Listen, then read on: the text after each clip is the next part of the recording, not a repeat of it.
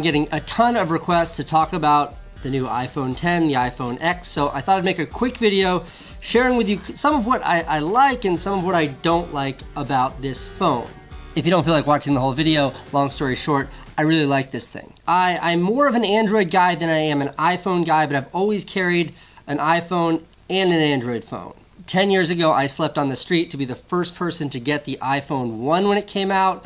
First iPhone in America. First one in America. But then a few months later, I was also the first person to get the HTC G1, which was the first ever Android phone to come out. So I'm just kind of a phone nerd. My main phone is a Samsung Note 8. I also work for Samsung, so take that for what it's worth. And I do want to talk about this just to draw contrast with different features on the iPhone 8. Okay.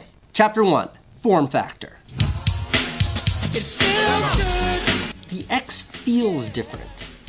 This is a 6 or a 7. This is the 5S. This is a 6. They have this kind of, I don't know, but there's something about the glass and metal sandwich here and the weight of this. It feels really good in the hand. Now on the back of this glass sandwich, there is this gigantic camera protrusion. And it's hard to say without holding it just how significant it is. Previous iPhone designs have this kind of swoop or this little metal ring here. On the Galaxy, it's perfectly flush. But on this, they chose to make it this big, fat, like you could like shave with this thing. It doesn't feel like they're trying to hide it. It's like they're owning the fact that this thing's got a protrusion. If you can't make it perfectly beautiful and flush like it is on the Galaxy or on the old iPhones, the next best thing is just to own it. It feels very industrial.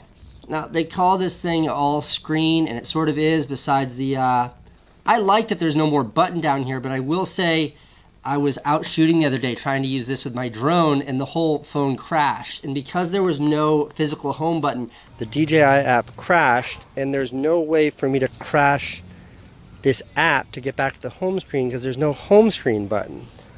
So nothing I do can get it, can lock the phone, and then unlock the phone and Face ID it open, okay, and then we're back here. Now, if this were the old iPhone, I could just double tap, but no, I'm completely stuck. The only other hardware thing to talk about is the lack of iPhone jack. Now, that's been gone for a couple of years, so I can't really bitch about it anymore, but it still sucks. It sucks as much now as it did before. I really like a headphone jack, and I know the new Pixel doesn't have a headphone jack. Samsung, please don't take away the headphone jack. Face ID, the killer app, the thing everybody's been talking about. It's good. It's way better than I expected. When it works, it's like it's not even locked, it just magically opens when it works. Because I wear sunglasses 21 hours a day, it doesn't work when I try it with sunglasses on. It just doesn't.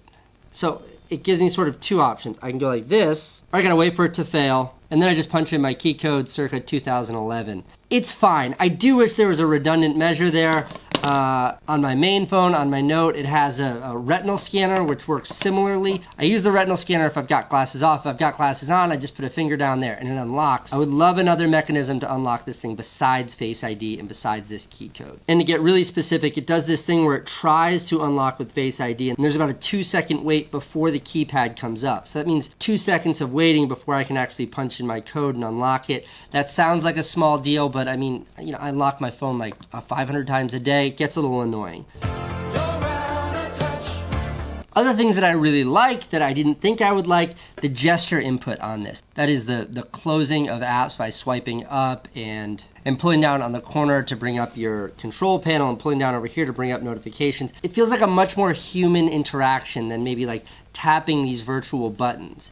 And it works in a way that after 36 hours became really intuitive. One gripe I have with the swiping interaction is that to bring up the multitasking, to bring up all the window panes like this, it's a little awkward. You have to swipe up and then hold your finger there for them to appear.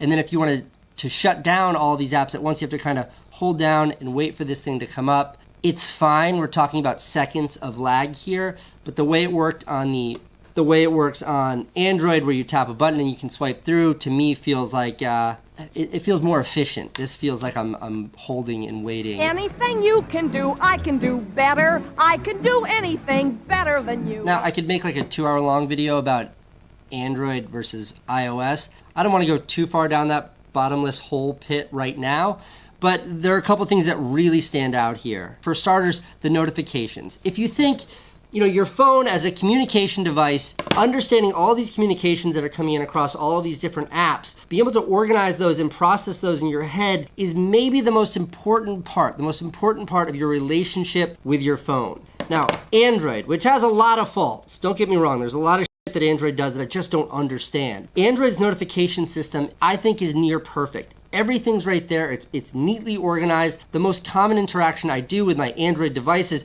is just pull down from the top, and I can literally see everything that's going on. Now, on iOS, and this is less an iPhone 10 thing as it is an iOS thing, like 60% of all these notifications are just from my American Express card telling me that I had charges.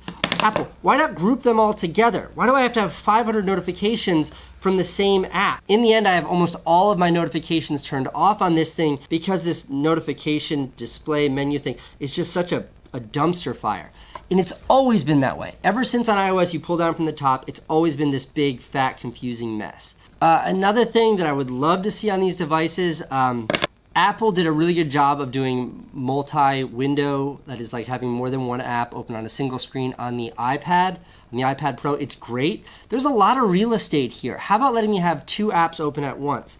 That's something that I use all the time on my Note. You're driving in your car, you got your maps open, but you also want to watch the latest H3 drop. You can have them both open here. Apple, why not do that too? You got plenty of real estate. Look at the size of that big juicy screen. Love to see multi-window. That really does impact the productivity of the mobile device. Yo, I don't think we should talk about this. And the last thing to touch on is the notch. When I was doing a little bit of research for this video, I read a bunch of online reviews. A lot of people said that the notch just kind of goes away, like you get used to it. I disagree. The notch never stops being annoying. It's like this omnipresent thing that I look down at this beautiful display and honestly it feels like it's a mistake. Like it shouldn't be there, but they got nowhere else for it to go. The first thing I did when I got this phone was I changed out my background screen from that like beachy thing to all black. Now if you look, the notch is gone and on either side is like your reception status and the time. It looks great. It looks like how it should be. I kind of wish that was implemented across the board. Like in every app, they kept it nice and black up there to hide the notch. Just hide it with software.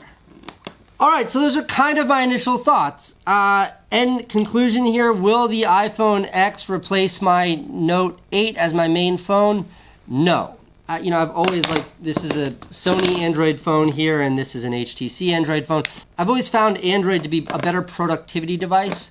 The Note 8 with the stylus, the bigger screen, it's just a better computer in my pocket. I didn't talk about cameras or video cameras or the things that I imagine my audience really cares about. I want to do a really exhaustive side-by-side camera test, like where you can see the iPhone 10 against the Note 8. I'm going to do that, but I didn't want to half-ass that by putting it in this video. So I'll make that video later. Okay, that's it. I hope you like my, I hope this